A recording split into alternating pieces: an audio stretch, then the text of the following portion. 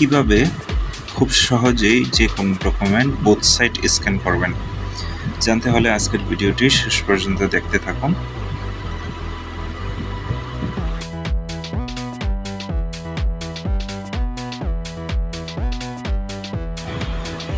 প্রথমেই স্ক্যানারের পাওয়ার কেবলটি কানেক্ট করে নেবেন।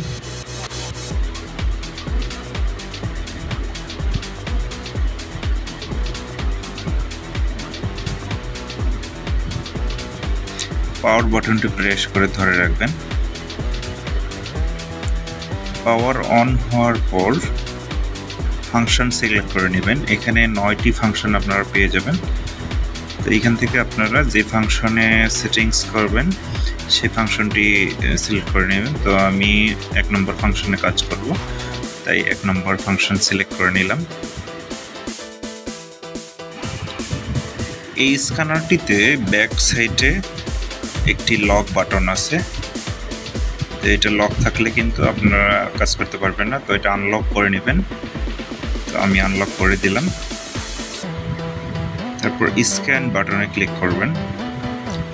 স্ক্যান বাটনে ক্লিক করার পর এখান থেকে স্ক্রল করে নিচের দিকে এসে স্ক্যানার বাটন ম্যানেজার অপশনটিতে ক্লিক করে ওকেতে ক্লিক করবেন। ওকে ক্লিক করার পর আপনাকে স্ট্যাটাস বারের ড্রপ ডাউন অপশনে অ্যাপসটি পেয়ে যাবেন। এটিতে ক্লিক করবেন। ক্লিক করার পর অ্যাপসের উপরে মাউসের লেফট ক্লিক করবেন। তারপর ফাংশন 1 এর উপরে আই স্ক্যান ইমেজের উপরে রাইট ক্লিক করবেন।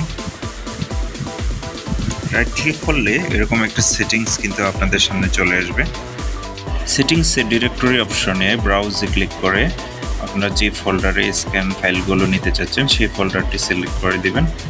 আমি এখান থেকে সিলেক্ট করে ওকে বাটন ক্লিক করলাম।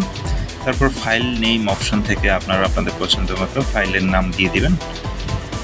তারপর ফাইল ফরম্যাট অপশন থেকে এখানে মাল্টি পেজ পিডিএফ ফরম্যাটে ক্লিক করে দিবেন। তারপর ডেস্টিনেশনটা আপনার আই স্ক্যান দিয়ে দিবেন। যারা বোথ সাইড স্ক্যান করতে চাচ্ছেন তারা এখান থেকে ডুপ্লেক্স অপশনটিতে ক্লিক করে দেবেন।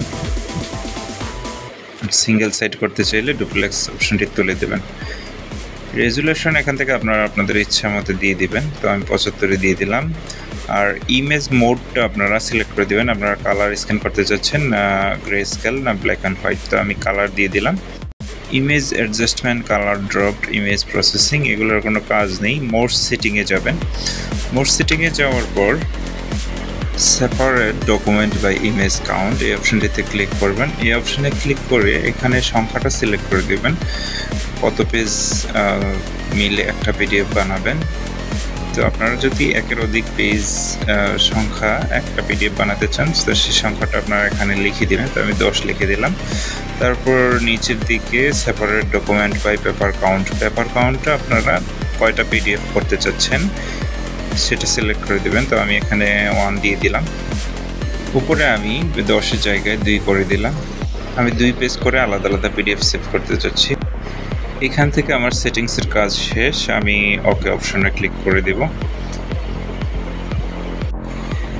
স্ক্যানারের সেটিংস ওকে করার পর আপনারা স্ক্যান করার জন্য স্ক্যানারে স্ক্যান বাটনে ক্লিক করবেন। স্ক্যানারের আগে থেকেই পেজগুলো গুছিয়ে দিয়ে দিবেন। স্ক্যান বাটনে ক্লিক করার পর এরকম একটি অপশন আসবে।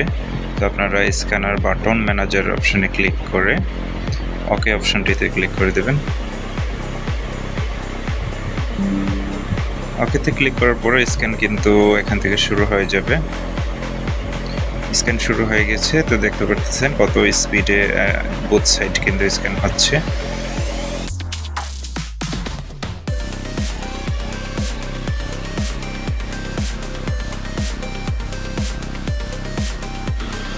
দেখতে পাচ্ছেন এখানে আমি কিছু পেজ দিয়েছিলাম, কয়েক সেকেন্ডের মধ্যেই কিন্তু সবগুলো পেজ এপিট ওপিট বোথ সাইড স্ক্যান শেষ হয়ে গেল। স্ক্যানার কোয়ালিটিটা আমি আপনাদের দেখাচ্ছি। এখানে দেখতে পাচ্ছেন স্ক্যানার কোয়ালিটি রেজুলেশন কিন্তু 75 দিয়েছিলাম সবচেয়ে কম। এখানে দেখতে পাচ্ছেন স্ক্যান কোয়ালিটি কিন্তু 75 দেওয়ার পরেও অনেক ক্লিয়ার এমনকি ভালো আসছে।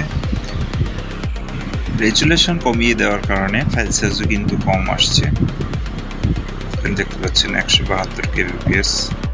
তো এই ছিল প্রসেস। আপনি যদি চ্যানেলে নতুন হয়ে থাকেন সাবস্ক্রাইব করে দিন, পাশে থাকা বেল আইকনটি বাজিয়ে দিন।